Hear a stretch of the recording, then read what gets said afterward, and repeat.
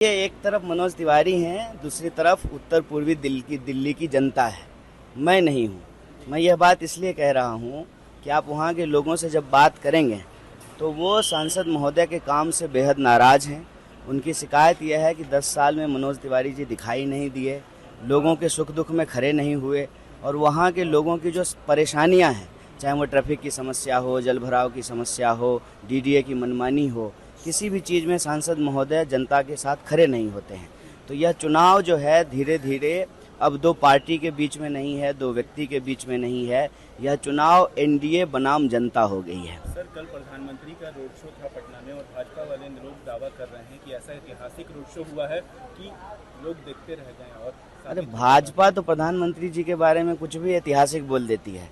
कल मैं भी सुन रहा था, बहुत सारे पत्रकार भी कह रहे थे कि पहली बार पटना में किसी प्रधानमंत्री ने रोड शो किया है। तो प्रधानमंत्री जी नीम के पेड़ पे चढ़ जाएंगे तो फिर कहेंगे कि पहली बार कोई प्रधानमंत्री नीम के पेड़ पे चढ़े हैं।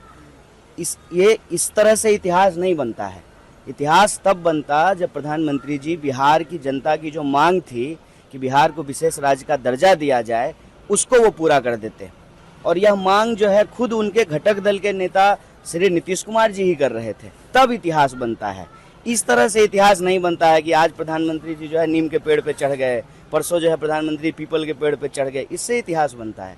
इतिहास तब बनता है जब कोई आप ऐतिहासिक फैसला लेते हैं, जब कोई आप ऐतिहासिक निर्णय लेते हैं। और जिसको वो ऐतिहासिक बता रहे थे खुद उसके बारे में बोलना बंद कर दिए हैं। नोटबंदी को भी ऐतिहासिक बता रहे थे ना, तो जब नोटबंदी हुआ तो क्या कहा गया, काला धन समाप्त हो जाएगा। और इस बार के चुनाव में प्रधानमंत्री जी मंच से कह रहे हैं कि अंबानी जी और अदानी जी के पास काला धन है, इसका मतलब नोटबंदी ऐतिहासिक फैसला नहीं था। इस तरह से इतिहास नहीं बनता है। एक दावा और किया है प्रधानमंत्री